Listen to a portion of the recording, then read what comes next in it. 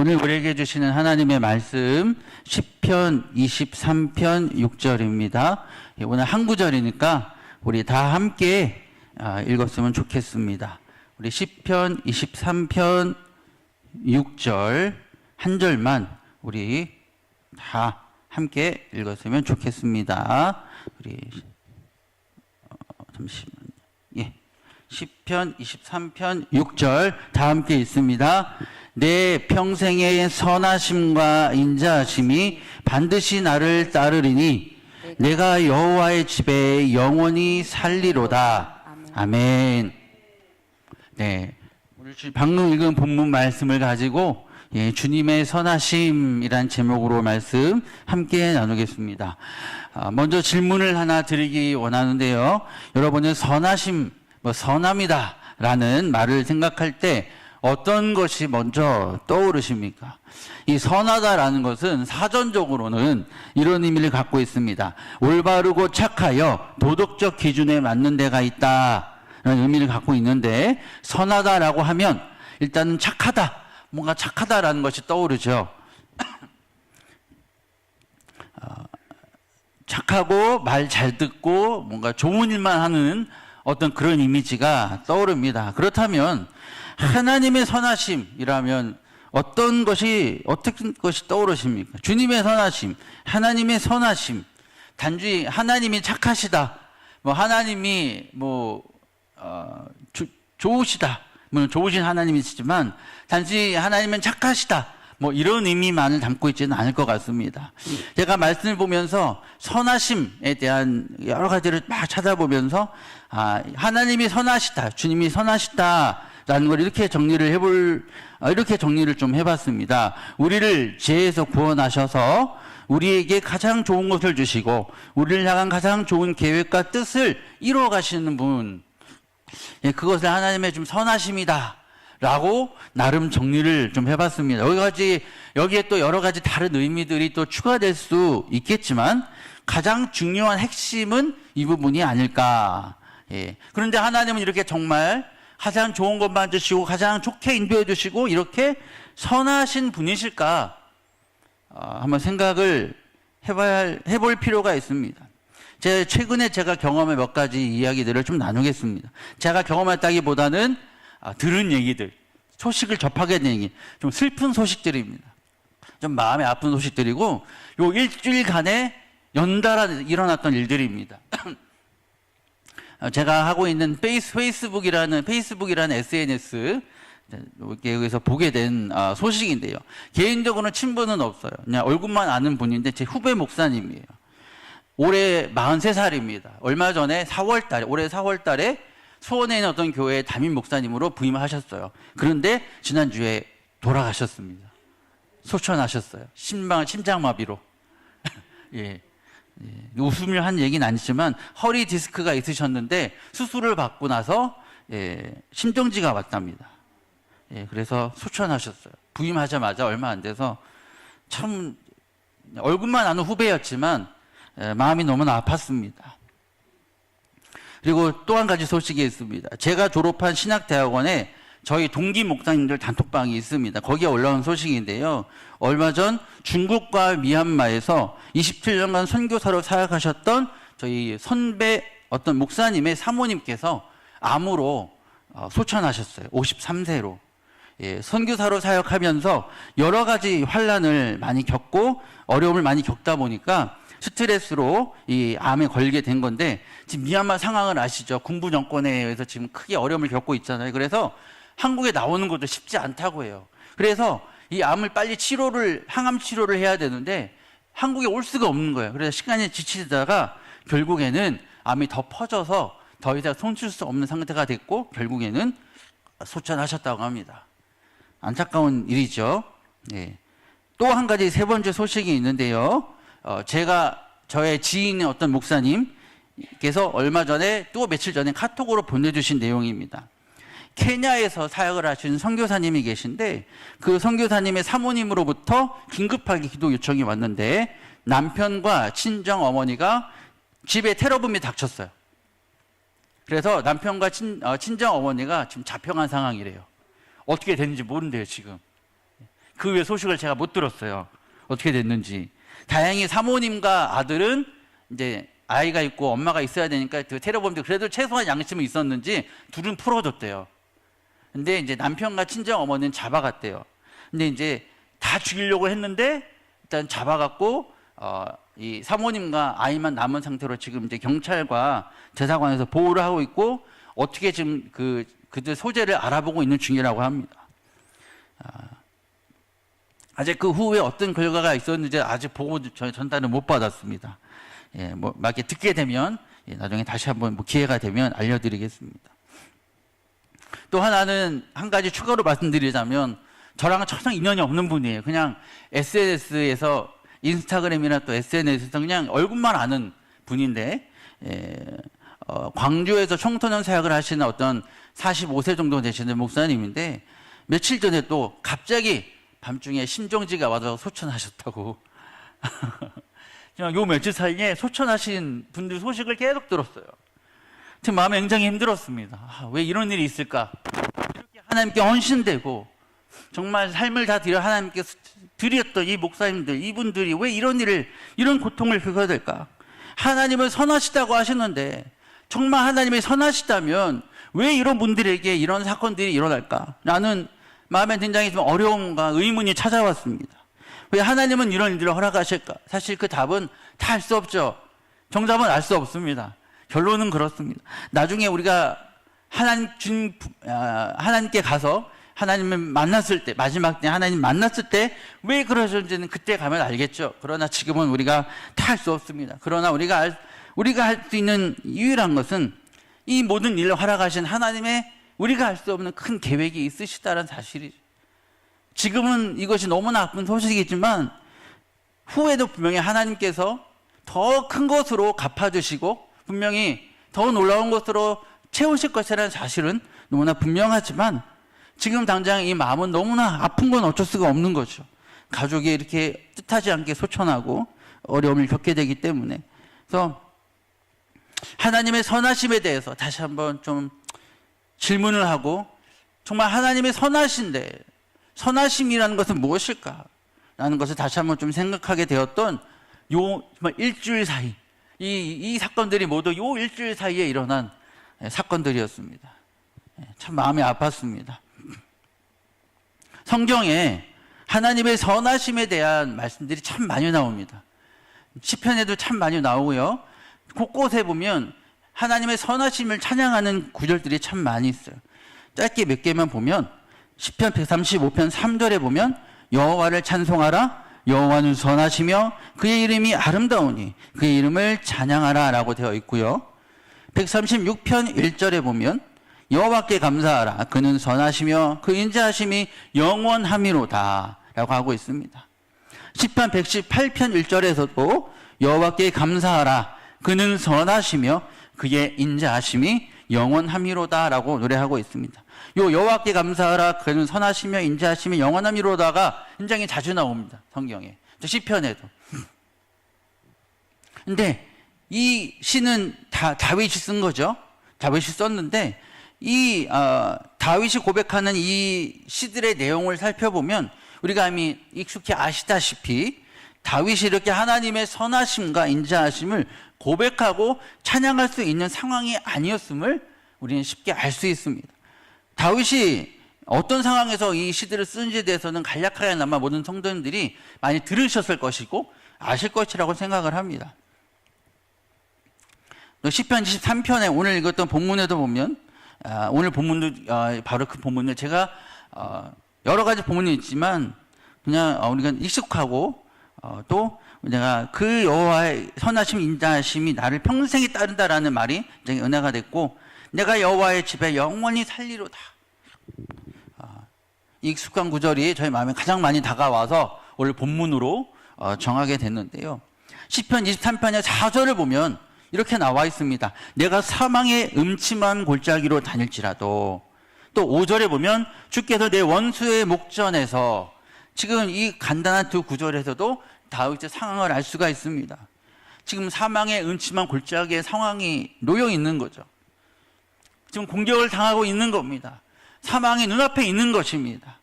그럼에도 해를 두려워하지 않는다. 지금 내 원수 눈앞에, 내 목전에 주 눈앞에 원수가 있는 거예요. 그럼에도 그 원수의 눈앞에서 주께서 나에게 상을 차려주셨다.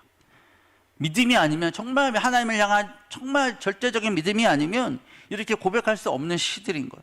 우리 너무나 쉽게 그냥 선하신 목자 이렇게 우리가 즐겁게 찬양하지만 이 시들은 정말 즐겁게 찬양할 수 없는 시예요. 사실은 너무나 어려운 그런 목숨이 어떻게 될지 알 수 없는 그런 정말 목전에 원수가 있는 상황 앞에서 이 노래를 하고 있는 사실을 생각한다면 우리가 단지 즐겁게만은 찬양할 수 없는 그런 시들인 거죠.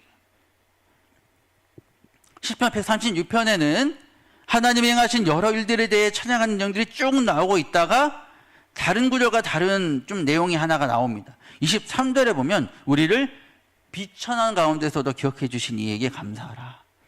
24절에 보면 우리를 우리의 대적에게서 건지신 이에게 감사하라. 지금 비천할 때에도 하나님의 선하심을 찬양하는 거예요. 그리고 지금 대적의 공격 가운데서도 하나님의 선하심을 찬양하고 있는 겁니다. 감사라고 하는 겁니다. 118편, 시편 118편 5절에서도 이렇게 말씀하고 있습니다. 내가 고통 중에 부르짖었더니 6절에 여호와는 내 편이시라 내가 두려워하지 아니하리니 사람이 내게 어찌할까. 10절에 문나라가 나를 애워쌌으니 12절에 그들이 벌들처럼 나를 애워쌌으나 17절에 내가 죽지 않고 살아서 정말 변님 대단 생각해보면 굉장히 대단한 얼마나 지금 치열하게 지금 싸우고 있는 목숨을 건지기 위해 이 다윗이 이 위기 속에서 이 고난 속에서 얼마나 지금 싸우고 있는가 하나님을 절대적으로 매달리고 의지하면서 지금 찬양하고 있는가 우리가 그것을 알 수가 있습니다. 18절에서는 여호와께서 나를 심히 경책하셨어도 죽음에는 넘기지 아니하셨도다. 그렇죠? 나의 죄로 나의 불순종으로 나왔던 모습으로 하나님 경책하시지만 그래도 죽음에는 넘기지 않으셨다. 그래서 선하시다. 나의 죄에도 불구하고 나를 죽음에 넘기시지 않는 것으로 인하여서 감사하는 그것 하나님의 선하십니다 라고 찬양하고 있습니다. 믿음으로 나아가는 삶에는요 이렇게 분명히 고난이 있습니다. 삶의 과정에 분명히 사망의 음침한 골짜기가 우리 가운데 분명히 있습니다. 있죠. 그리고 고난이 있고 원수의 공격과 오해를 받을 수 있고 비천과 가난에 처할 수도 있다는 것입니다. 우리가 선하신 하나님이라고 해서 하나님이 선하시다고 해서 우리가 좋은 일들만 잘 되는 일들만 일어나는 것이 아니라는 사실이죠. 이건 아시지만 한 번 더 기억을 해야 될 필요가 있습니다. 다윗은 지금 하나님의 선하심을 이렇게 찬양할 수 있는 상황이 아니에요. 곧 죽을 수 있는 상황이라는 것입니다. 그럼에도 다윗은 하나님은 선하십니다 라고 찬양하는 저와 여러분이라면 이런 상황일 때 하나님은 그래도 선하십니다 라고 찬양할 수 있으시겠습니까? 그렇게 할 수 저도 그렇게 할 수 있을까 장담할 수 없습니다. 그런데 그럼에도 불구하고 다윗은 하나님은 찬양받으시기에 합당하다라고 얘기하고 있는 것, 노래하고 있는 것입니다. 왜냐하면 그는 하나님을 경험했고 하나님이 어떤 분이신지를 경험했기 때문입니다. 모든 순간에 고난의 순간에 하나님이 나와 함께 하셨고 하나님의 손길로 이끄셨기 때문입니다. 그리고 다윗은 내 옆에 하나님이 함께 하시는 것에 대해서 늘 인식하고 있었기 때문입니다. 시편 89편 21절입니다. 내 손이 그와 함께하여 견고하게 하고 내 팔이 그를 힘있게 하리로다. 이 내 손이라는 것은 바로 하나님의 손, 하나님의 팔이 나를 힘있게 했고 견고하게 했다라는 고백인 것입니다. 사무엘상 17장 37절에서 이렇게 얘기하고 있어요. 이 말씀 무슨 말씀이냐면 우리가 아시는 다윗과 골리앗 말씀입니다. 여기서 다윗이 하는 고백이 이런 고백입니다. 여호와께서 나를 사자의 발톱과 곰의 발톱에서 건져내셨은즉 나를 이 블레셋 사람의 손에서도 건져내시리다. 다윗은 이렇게 고백하고 있습니다. 그리고 계속해서 18장 12절에 이렇게 또 고백하고 있습니다. 여호와께서 사울을 떠나 사울에게 해서 불순종하고 다윗 죽이려고 그러고 막 불순종하니까 결국 하나님의 영이 사울을 떠나 다윗과 함께 계심으로 이렇게 기록하고 있습니다. 사무엘상 30장 6절에서는 백성들이 자녀들 때문에 마음이 슬퍼서 다윗을 돌로 치자 다윗이 크게 다급하였으나 그의 하나님 여호와를 힘입고 용기를 얻었더라. 지금 전쟁의 상황을 만났는데 뜻하지 않게 백성들의 자녀들이 막 잡혀간 거예요. 그러니까 사람들이 다윗을 죽이려고 하는 거예요.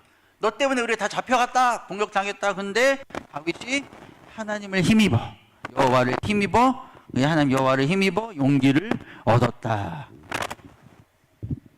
이렇게 고백하고 있습니다. 골리앗과 싸울 때에도, 사울에게 공격을 당할 때에도, 아말렉과의 전쟁에 뜻하지 않는 위기를 겪고 죽을 뻔할 때에도 다윗은 하나님이 나와 함께 하심을 믿었고 그 하나님으로 인하여 힘을 얻고 일어날 수 있었던 것입니다. 우리가 또 한 가지 하나님의 선하심을 고백할 수 있는 이유가 있습니다. 그것은 바로 하나님이 저와 여러분을 창조하셨다는 것. 그런데 더 놀라운 사실은 특별한 소유로 우리를 택하셨다라는 것입니다. 시편 135편 4절에 이렇게 기록되어 있습니다. 여호와께서 자기를 위하여 야곱 곧 이스라엘을 자기의 특별한 소유로 택하셨음이로다. 더 나아가서 에베소서 1장 4절의 5절을 보면 사도 바울이 이렇게 고백하고 있습니다. 곧 창세전에 그리스도 안에서 우리를 택하사 우리로 사랑 안에서 그 앞에 거룩하고 흠이 없게 하시려고 그 기쁘신 뜻대로 우리를 예정하사 예수 그리스도로 말미암아 자기의 아들들이 되게 하셨으니. 그렇죠? 우리를 그냥 택하시고 창조하신 것이 아니라 창세 전부터, 창조 전부터 우리를 택하셨다. 특별한 택하심.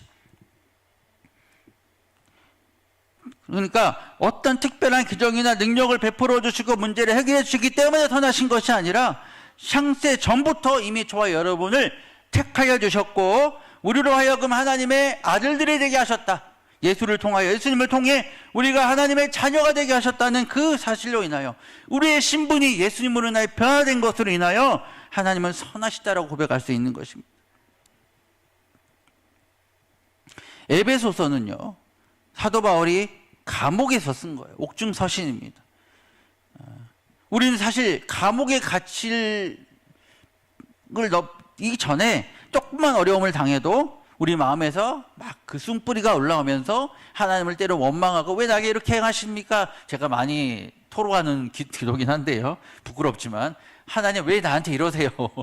예, 이런 기도 해보신 적 있으십니까? 예, 왜 이러세요? 막 예, 너무하시네요. 막 이러면서 예, 그런 기도를 가끔 좀 너무 힘들 때 하곤 합니다. 예, 근데 사도 바울은 지금 감옥에 갇혀 있습니다. 감옥에 갇혀 있어요. 그러면 얼마나 사실 내가 복음을 열심히 전했는데 변화받아서 이 예수님을 열심히 전하고 전도하고 교회를 막 세우고 있는데 내가 지금 감옥에 갇혀 있어요. 하나님의 뜻대로 순종했는데 내가 감옥에 갇혀 있으면 얼마나 억울합니까? 난 순종했는데 열심히 했는데. 그런데 사도 바울은 그런 마음 고백을 하지 않습니다. 하나님의 선하심과 이 하나님을 향한 주님을 향한 믿음을 이렇게 고백하고 있습니다. 흔들리지 않는 믿음, 감옥에 갇혀서도 여전히 하나님을 찬송하는 그 믿음. 내가 감옥에 갇혔지만 여전히 그것이 통해서 복음이 전해진다면, 예수님이 전해진다면 그것으로 인하여 감사한다고 고백하는 것이 사도 바울의 고백인 것입니다. 하나님의 선택은 하나님의 사랑 때문입니다. 저와 여러분이 하나님께 선택받은 이유, 택함받은 이유, 형태전부터 택함받은 이유는 무엇입니까? 하나님이 일방적으로 여러분들을 사랑하시기 때문에, 우리 어떠한 모습에도 불구하고 우리들을 사랑하시기 때문에, 사랑하시기로 작정하셨기 때문이죠. 이것이 하나님의 선하심인 것입니다. 나는 너무나 불순종하고 너무나 부족하고 나는 너무나 연약한데 내 마음대로 행하고 수시대로 안에 불순종하는데 하나님은 그 모습에도 불구하고 나를 사랑하신다는 거예요. 나를 버리지 않으신다는 거예요. 나와 함께 하신다는 것입니다. 나를 인도하신다는 것입니다. 그것이 바로 하나님의 선하심인 거예요. 시인은 노력하고 있는 것입니다. 그 사랑의 절정, 그 선하심의 절정이 어디에서 나타납니까? 바로 하나님께서 독생자이신 예수님을 우리의 죄를 위해서 십자가에 내어주신 그 사랑 아니겠습니까? 가장 소중한 것, 하나님께 가장 소중한 것을 바로 우리를 위해서, 우리 너무 사랑하셔서, 그 무엇보다 우리 너무 사랑하셔서 버리신 거예요. 내어주신 것입니다. 이것이 바로 하나님의 선하심이라는 것입니다. 아까 제가 그 예로 들어드렸던 중국과 미얀마 그 선교사님 그 사모님에 대한 얘기에 그 밑에 이 글을 전해 주신 목사님이 추가로 느꼈던 생각들을 쓰신 내용이 있는데 거기에다가 제가 또 묵상한 것을 조금 추가해서 이렇게 좀 말씀을 드리고자 합니다. 하나님의 선하심, 하나님의 선하심. 그걸 읽으면서 하나님의 선하심이 이런 것이구나 좀 생각을 하게 됐는데요. 이 글을, 이 소식을 전해주시는 목사님께서 이런 말씀, 이 말씀이 생각났다고 합니다. 고린도후서 4장 16절에서 18절 말씀인데 제가 시간이 없어서 자막을 이 구절을 준비를 못했어요. 죄송합니다. 그러므로 우리가 낙심하지 아니하노니 우리의 겉사람은 낡아지나 우리의 속사람은 날로 새로워지도다. 우리가 잠시 받는 환난에 경한 것이 지극히 크고 영원한 영광에 중한 것을 우리에게 이루게 함이니 우리가 주목하는 것은 보이는 것이 아니요 보이지 않는 것이니 보이는 것은 잠깐이요 보이지 않는 것은 영원함이라 이렇게 말씀하고 있습니다. 또 사도 바울은 고린도후서 4장 10절에서 이렇게 고백했습니다. 우리가 항상 예수의 죽음을 몸에 짊어짐은 예수의 생명이 또한 우리 몸에 나타나게 하려 함이라 이렇게 얘기하고 있습니다. 하나님의 일을 사는 사람 포함하여 이 모든 하나님의 자녀들의 살아가는 삶 속에 때로는 이렇게 이해할 수 없는 고난과 문제들이 찾아오는데 어떻게 보면 그것은 우리 삶 가운데 당연하게 오는 것일 수밖에 없다고 할 수 있을 것이라는 사실입니다. 근데 그것은 결국 왜 그런 고난과 어려움이 찾아오느냐? 결국 예수의 생명이 우리의 몸에 나타나게 하기 위하여 예수님이 우리 삶을 통해 우리의 그 고난과 그 모습을 통하여 예수님이 영광 받으시고 예수님이 증거되며 복음이 드러나며 예수님이 드러나게 되는 예수님의 영광이 나타나게 되는 예수의 생명이 나타나게 되는 예수의 생명이 우리의 그 영적인 예수의 그 우리 안에 있는 생명이 그 안에 있다는 것입니다. 고난을 통해 나타난다는 거예요. 우리가 고난을 통하여 주님 앞에 그렇게 세워져 나가고 준비되어져 나가고 고난을 통하여 성장해 하나님과 더 가까워질 때 그렇게 하나님을 만날 때 우리 안에서 예수의 그 생명과 능력이 우리의 삶을 통하여 나타나게 된다는 것입니다. 참 상반되는 얘기죠. 은혜를 받아야 뭐 능력이 나타나는 당연히 은혜를 받아야 되지만 우리의 고난과 그 시간들을 통해 예수님의 고난을 짊어지는 그 환난과 고난의 경험을 통해 우리의 삶에 더욱더 예수의 생명이 나타나다는 것입니다. 그 섭리를 우리에게 그런 섭리를 우리에게 말씀해 주고 있는 것입니다. 그래서 아까 읽었던 고린도전서 4장 16절 18절에서 이렇게 말씀했죠. 우리의 겉사람은 낡아지지만 그리고 고난과 환난으로 우리의 겉사람은 때로는 병들고 넘어지고 죽을 수 있지만 우리의 속사람은 그렇죠? 날로 더 새로워지는 날로 더 풍성해지고 날로 더 예수의 생명으로 넘쳐나게 되는 거죠. 그래서 결국에 어떻게 됩니까? 이 잠시의 고난과 이 세상에 대한 환난은요, 어려움의 문제들은요, 잠깐이지만 우리가 결국에 받게 될 지극히 크고 영원한 영광은 엄청나다는 것입니다. 우리 이것을 바라보며 나아가는 것이 하나님의 선하심이 여기에 있다는 것입니다. 우리는 이 세상의 것에 매여 있는 것이 아니라 영원한 하나님의 나라여 영원한 것을 이것과는 비교할 수 없는 것을 바라보면서 나아가는 거예요. 잠시자가 지나가는 것을 보이지 않는 잠깐 지나가는 것을 바라보는 것이 아니라 보이지 않지만 우리에게 영원한 것 18절의 말씀처럼 보이지 않지만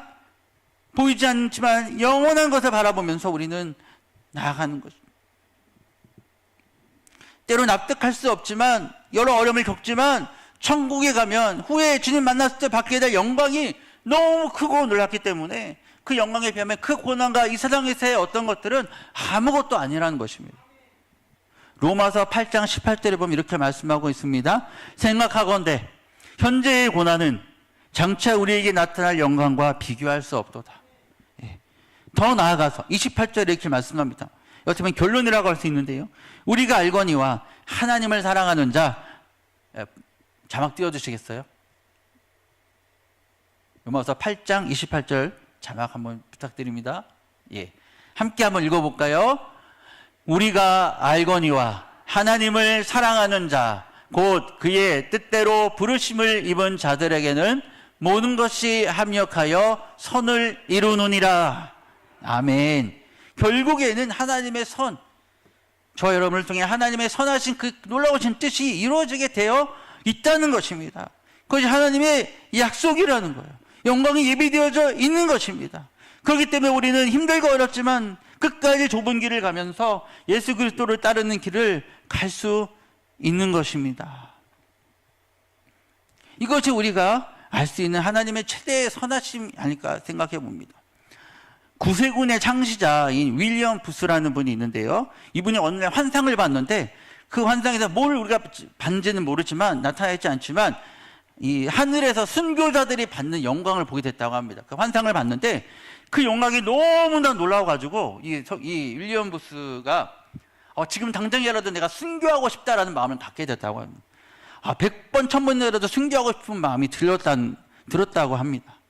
그만큼 우리는 뭔지는 알 수 없지만 이렇게 하나님께 헌신하고 섬겼던, 순교했던, 또 이렇게 죽임을 당했던 많은 사람들이 받는 영광은 정말 어마어마하고 놀랍다. 우리가 지금 상상할 수 있는 모든 걸 초월한다는 거예요.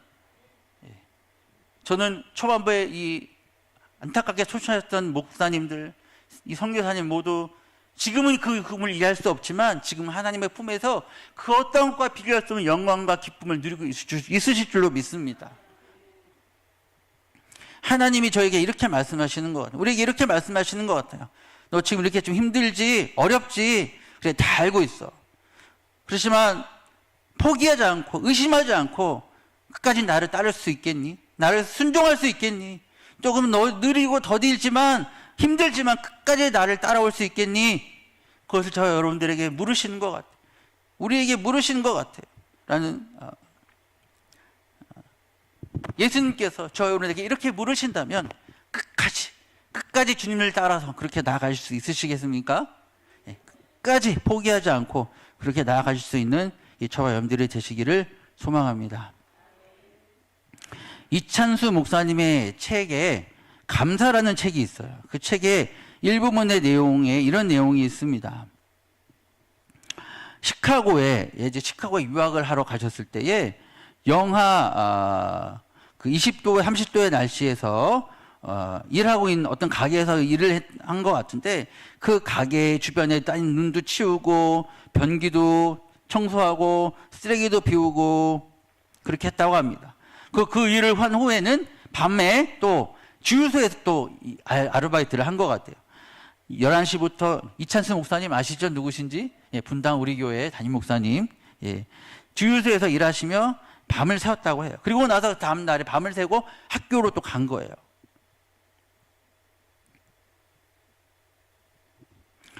그런데 그 다음날 학교에 가서는 또 막 졸았대요. 근데 그렇게 졸고 나서는 너무나 그 마음에 막 수치스러웠대요. 부끄러웠대요. 근데 그 후에 어떻게 또 상황이 되어가지고 한국에 와서 또 신학교에 오시게 되었어요. 근데 한국의 신학교에 와서는 더 힘든 일이 있었다고. 왜냐하면 미국에서 계속 계셨기 때문에 가족들도 미국에 다 계셨다고 해요. 그래서 얼마 전에 또 이렇게 가족의 장례가 있어서 어머니가 돌아갈 때 미국에 다녀오셨었죠. 지금 다 미국의 가족들이 계신 것 같아요. 지금 한국에 또 신학교에 왔는데 너무나 이제 방학이 되면 다른 신학생들, 동기들은 다 집으로 가는데 이 목사님은 갈 곳이 없잖아요. 기숙사에 있어야 되니까 텅 빈 기숙사에 이제 석 달 동안 방학 기간 동안 혼자 있는 거예요. 너무나 외로우셨대요. 갈 데가 없어가지고 가방을 메고 그 근처에 이제 숭실대학교가 있었나 봐요. 근처에 신학교였나 봐요. 숭실대학교에 가셨대요. 그래서 막 사람들이 많이 다니고 많이 안 다니고 차들이 많이 다니고 하니까 그 길을 지나갈 때 이제 막 소리를 지르고 하나님께 막 기도도 했대요. 하나님 나 좀 도와달라고. 나 외롭다고 좀 도와달라고 기도를 했대요. 그리고 너무 저는 그런 마음을 별로 안 가져봤는데 설교가 너무 하고 싶어서 너무 설교가 하고 싶어서 심지어는 들풀에다가 막 설교를 하셨대요. 저 언제 그런 마음을 가져볼까요? 어떻게 하면 설교를 안 할까? 저는 어떻게 하면 설교를 덜 할까? 막 그런 궁리만 하는데. 네 목사님은 너무 설교가 하고 싶어서 막 가슴이 터질 것 같아 갖고 막 그렇게 하셨대요. 돌들에게, 풀들에게 막 설교를 하고 막 그러셨대요. 그래서 막 하나님 앞에서 막 거의 늘 울었대요. 예, 울면서 보내셨대요. 얼마나 나 너무 촬영하고 초라해서 우셨대요. 그래서 근데 지나고 보니까 그 시간만큼 하나님과 가까웠던 시간이 없었다라고 후에는 고백을 하시는 거예요. 하나님과 그렇게 소통했던, 깊은 소통했던 때가 없었다. 하나님께만 하소연할 수밖에 없으니까 하나님께 울고 기도하고 그 시간 동안에 하나님과 인격적인 교제를 하게 되었다는 거예요. 우리 그 시간이 바로 자기에게는 광야의 시간이었지만 그 속에서 하나님과 깊은 만남을 가장 많이 가졌던 시간이었다라고 고백하십니다. 우리 모세가 미디안 광야에 40년 동안 있었잖아요. 근데 그 시간이 없었다면 모세가 될 수 없었던 거죠. 그래서 이 목사님이 내 가운데 그 고난의 광야의 시간이 없었다면 내가 지금의 목회를 할 수 없었을 것이다. 난 정말 미숙한 목사가 됐을 것이다. 그래서 나의 그 고난의 시간이 감사다라고 고백하고 있습니다. 지금 고난의 시간을 겪고 계십니까? 광야의 시간이 겪고 계십니까?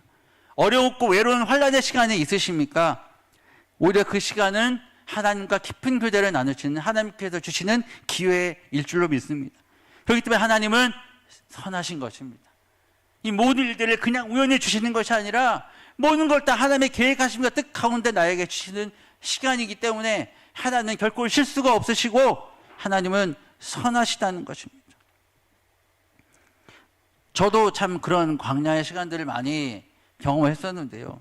아까 잠깐 얘기 드렸지만은 하나님 나에게 왜 이러세요라는 기도를 참 많이 했던 것 같아요. 가정적으로도 어려움들이 있었고 제 개인적으로도 사역을 해오면서 여러 가지 많은 정말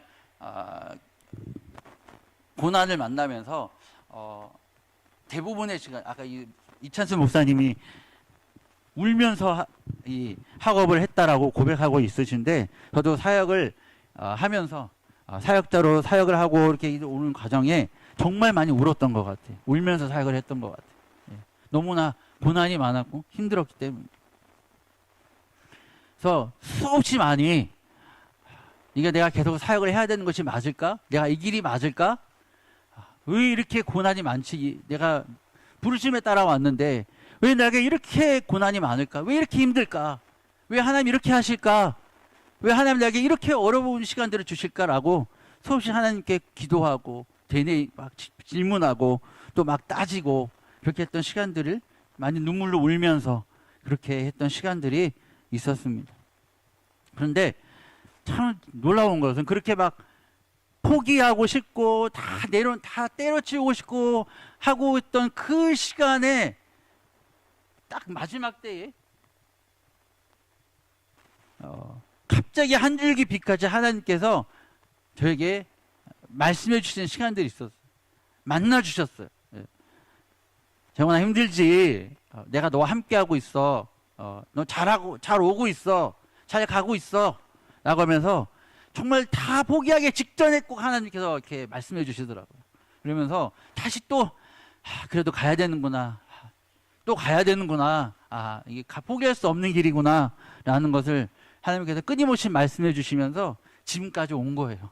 예. 놓지 않고 끈을 놓지 않고 지금까지 오게 된 것입니다. 앞으로 하면 어떻게 또 인자하실지 알 수 없지만 또 어떤 고난이 이제 또 있게 해질지 알 수 없지만 하나님은 선하시기 때문에 정말 나에게 정말 가장 좋은 곳으로 인도해 주실 것을 믿고 저는 나아가고 있습니다.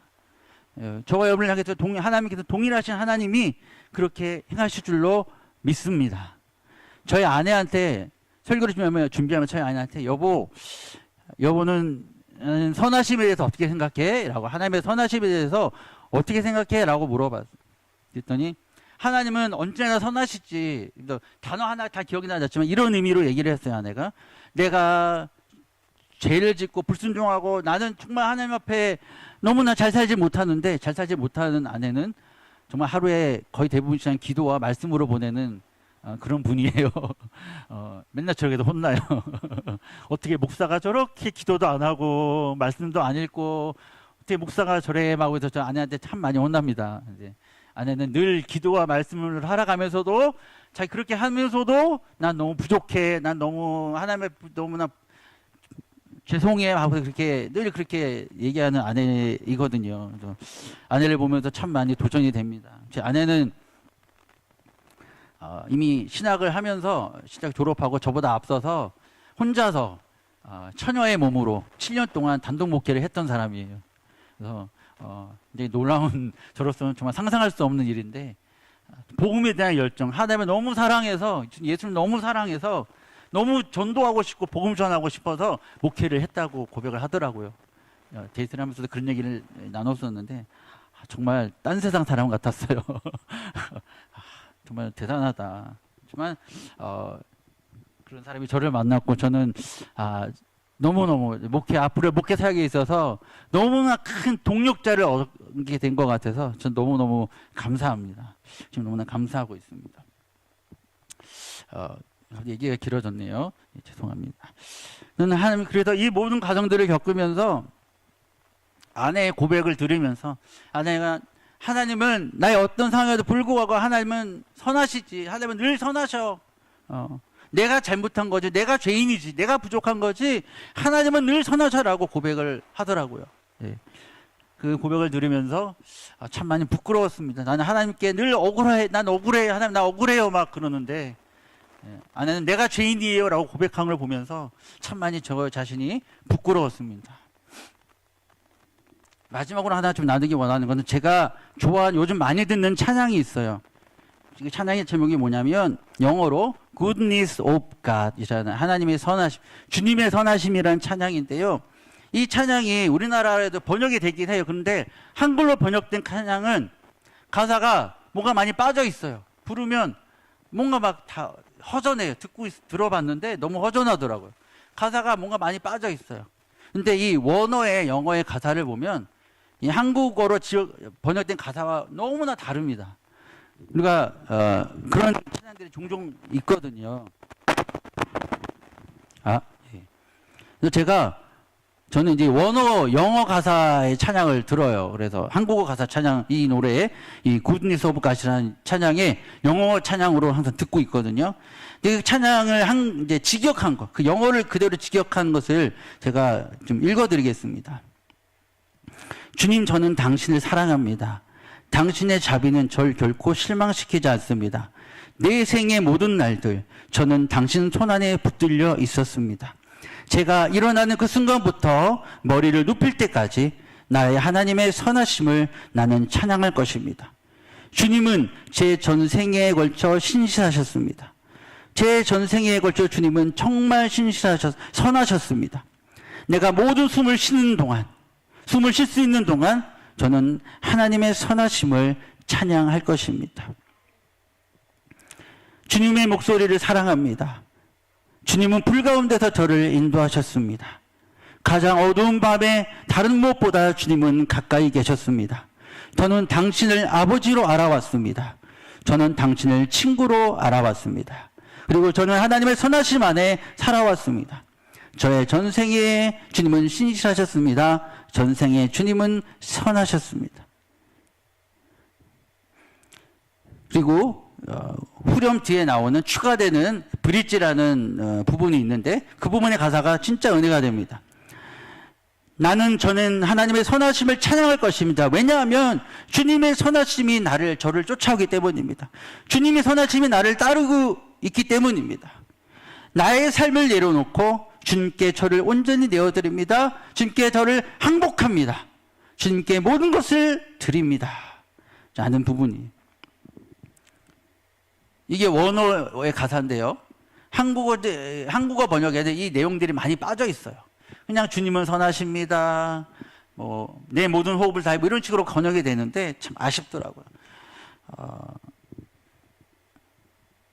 이 찬양이 저에게 너무나 많이 은혜가 됩니다. 우리 눈에는 보이지 않을지라도 하나님의 선하심이 늘 저와 여러분과 함께하고 있습니다. 저와 여러분을 따르고 있습니다. 하나님은 신실하셔서 변함없이 흔들림 없이 실수 없이 저와 여러분의 인생을 이끌어가고 계십니다. 내 삶을 내려놓고 이 찬양의 가사처럼 내 삶을 내려놓고 주님께 온전히 항복하고 온전히 삶을 드릴 때, 순종할 때 선하신 하나님께서는 그 뜻을 온전하게 이루어 주실 것입니다. 그리고 나중에 우리가 주님 만났을 때 우리는 고백하게 될 줄로 믿습니다. 확신합니다. 주님은 정말 선하셨군요. 선하신 하나님이 맞으셨군요. 신실하신 분이시군요. 라고 우리는 고백하게 될 줄로 믿습니다.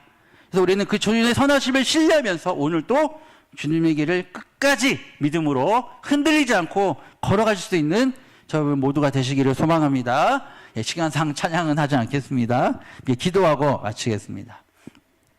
좋으신 하나님 감사합니다. 그렇습니다. 주님은 선하십니다.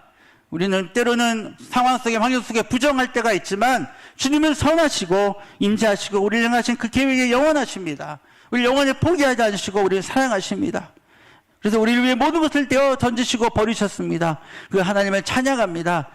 여기 계신 모든 성도님들, 상가소원교회 모든 성도님들의 삶이 이 주님의 선하심을 찬양하며 예배하는 그런 믿음의 삶, 끝까지 주님을 순종하는, 지금의 눈앞의 상황과 환경으로 인하여 낙심치 않고 그것만 보지 않고 그것을 보지 않고 하나님의 선하심과 우리의 눈에 알 수 없는 큰 계획과 그림 바라보면서 사실 하나님을 찬양하고 믿음으로 나아갈 수 있는 우리 모든 성도님들이 될 수 있도록 인도하여 주시옵소서. 감사를 드리며 예수님의 이름으로 기도드립니다. 아멘. 하늘에 계신 우리 아버지, 아버지의 이름을 거룩하게 하시며 아버지의 나라가 오게 하시며 아버지의 뜻이 하늘에서와 같이 땅에서도 이루어지게 하소서. 오늘 우리에게 일용할 양식을 주시고 우리가 우리에게 잘못한 사람을 용서하여 준 것 같이 우리 죄를 용서하여 주시고 우리를 시험에 빠지지 않게 하시고 악에서 구하소서. 나라와 권능과 영광이 영원히 아버지의 것입니다. 아멘. 이 시간 주여 3번 부르짖으시고 개인적으로 기도하시다가 돌아가시면 되겠습니다. 이렇게 주여 3번 부르짖고 기도하겠습니다. 주여 주여 주여